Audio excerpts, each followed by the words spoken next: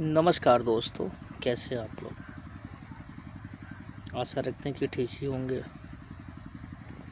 आज बिहार चुनाव में जो देखने को मिला है, जो एनडीए सरकार ने बहुत बेहतरीन तरीके से बिहार चुनाव को जीता और नीतीश कुमार जो मुख्यमंत्री थे वह हो सकता हो बने ही रहे, क्योंकि उनकी भी सीट बेहतर है। लेकिन यहाँ पे देखा जाए तो जितनी भी विपक्षी टीम है, जिसमें आरजेडी हो गई, अन्य चीज़ें हो गई, और उसके साथ ही साथ उत्तर प्रदेश से भी कुछ ऐसे नेताएं हैं, उन्होंने ईवीएम पे सवाल उठा रहा है कि ऐसे कैसे हो सकता है।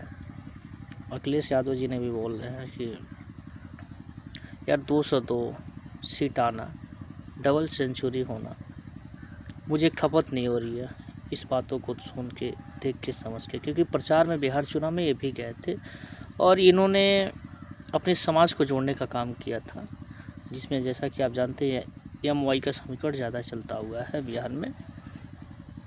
तो यहाँ पे देखा जाए तो MY का कोई समीकरण काम नहीं किया और बीजेपी ने, एनडीए सरकार ने बहुत बेहतर तरीके से जीत हासिल की और बिहार में अपना पुनः सरकार बना लिया। तो जो ईवीएम की बात आ रही है और चोरी की बात आ रही है, वो क्या सत्य है? क्या ऐसा हो सकता है कि ईवीएम चोरी किया जा सकता है? क्योंकि मैं पहले भी बोला था कि पिछली वीडियो में देखिएगा, ज़मीनी स्तर पे अगर देखा जाए तो सभी लोगों ने एनडीए को स्वीकारा है, और हवाबाजी की बात किया जाए तो आरजेडी अन्य चीज़ों को स्वीकारा है। लेकिन मैं एक सवाल पूछ रहा हूँ उन नेताओं से जिन्होंने ये बात किया है कि ये मुझे खपत नहीं हो रही है, चुनाव आयोग से बात करेंगे, तो उसका भी एक ऑप्शन होता है, आपके पास 45 दिन का टाइम है, आप जा सकते हैं, कंप्लेन कर सकते हैं, हाई कोर्ट जा सकते हैं और इस सरकार को बर्खास्त कर सकते हैं। तो ये तो आपके पास हाथ में है, अभी 45 दिन है आपके पास, तो क्या है रोना रो रहा है? अगर आपको लग रहा है तो वाकई में जांच कराइए। लेकिन बात यहाँ जांच की विषय नहीं है, क्योंकि जब सरकार, अगर यही सरकार आरजेडी की बनी हुई होती तो कोई नहीं बोलता, क्योंकि केरल में, बंगाल में, अन्य चीज़ों में सरकार बनती है तो वहाँ पे ईवीएम हैक नहीं होता है।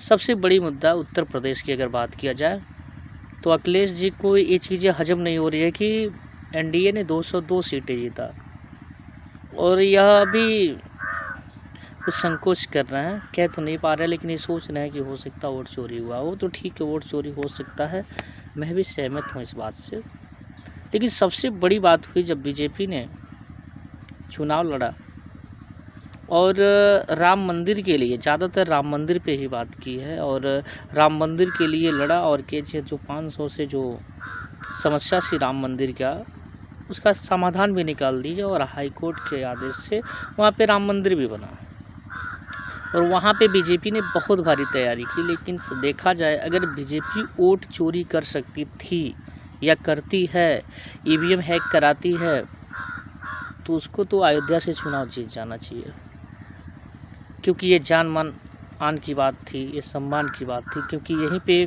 विपक्ष की जितनी पार्टियां हैं, उन्होंने कहा कि वास्तव में अगर राम को मानते हो तो क्यों अयोध्या वासियों ने क्यों उनको नकारा? तो सबसे बड़ी सीट तो अयोध्या वालों, बीजेपी वालों को अयोध्या की सीटें थी, लेकिन अयोध्या की सीटें हार गई बीजेपी। ये भी तो एक सोचने की बातें हैं। दिल्ली में उसको कई सालों तक, लगभग 2 बार सीएम बन चुके केजरीवाल, उसको भी तो हटा सकती थी। इतनी परेशानी, 10 साल का तो वनवास नहीं झेलना पड़ता उनको, वहाँ से भी तो हटा सकती थी। उस बात को छोड़िए। अखिलेश जी ने एक बात कहा कि हमने हार से ही सीखा, और हमने 5 सीट से 37 सीटों तक लेकर आया, और जो बीजेपी सरकार 400 पार कहती थी, अगर वाकई में उसके पास ईवीएम हैक कराने की ताकत थी तो 400 पार तो कर सकती थी। क्यों गठबंधन का सरकार बनाई? क्योंकि पूरा एक तरफा था, चारों तरफ ये शोर था कि अब की बार 400 पार। वो चाहे बीजेपी का कोई नेता हो या अन्य कोई भी लोग थे, वो बोलते थे, उसके सपोर्टर बोलते थे अब की बार 400 पार। तो अगर वोट चोरी करने का अगर उनके पास अगर कोई भी फार्मूला है, ईवीएम को हैक करने की फार्मूला है, तो उन चीज़ों को भी तो कर सकते थे और 400 पार कर सकते थे। 400 पार कर सकते थे। क्यों उनको क्या शौक़ लगी थी कि हमको गठबंधन में सरकार चलाने का? वो भी तो कर सकते। ये भी एक ऑप्शन, मैं किसी का सपोर्ट नहीं कर रहा हूँ, लेकिन एक तर्क बात कर रहा हूँ और तर्क पे भी जवाब दीजिएगा। जो भी कमेंट करना हो तर्क पे ही कीजिएगा। अखिलेश यादव ने 5 से उतनी सीटों तक गया, ये भी तो हैक हो सकते थे। यहाँ पे भी तो बीजेपी की आन बान शान की बात थी। आज बंगाल में कितनों दिन से लड़ाई कर रही है बीजेपी और वहाँ पे सरकार नहीं बना पा रही है, वहाँ पे भी तो ईवीएम हैक करा सकती है। ऐसा क्यों नहीं होता है? इस चीज़ों का तो जवाब तो चाहिए। अगर ईवीएम का बात उठ रही है तो करिए। और एक चीज़ है, चुनाव आयोग पे आपको अगर ऐसा लग रहा है कि वो बिक चुकी है, तो जहाँ जहाँ सरकार वहाँ पे नहीं बिकी है। जब सन 2017 में उसके पहले सपा की सरकार थी, तो चुनाव आयोग तो सपा के हाथ में थी। अन्य चीज़ें जो राज्य का है वो सपा देख सकती थी, तो उस समय नहीं ऐसा हुआ। बीजेपी कैसे आ गई? कुछ नहीं, मोदी का एक लहर है। जो एक गधे को भी चुनाव लड़ा दो ना, तो बहुत बेहतर तरीके से जीतेगा। अगर थोड़ा सा अपने क्षेत्र में नाम कमाया है, थोड़ा बहुत नाम कमाया है, तो जीतेगा। आप बहुत बेहतर तरीके से जीतेगा। अगर इस पे विचार करें, आप अपने आप को बेहतर करने का प्रयास करें। जितना बेहतर करोगे, जनता समझेगी। पहले की जनता नहीं रही है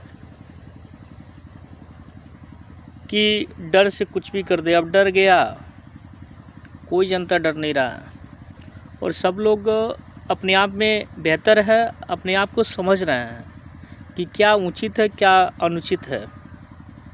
कहने के लिए तो कोई कहता हाँ हाँ हम देंगे, क्योंकि डर है भाई। लेकिन उसको जहाँ वोट देना वो दे रहा है। और आपके पास टाइम है। अगर आपको लग रहा है कि गलत हुआ हमारे साथ, तो आप जाइए ना, हाई कोर्ट में जाइए, अपील कराइए, जांच कराइए, आपको मिल जाएगा। आपके पास टाइम है। केवल रोने से ये बातें नहीं हो सकती है। जय श्री राम।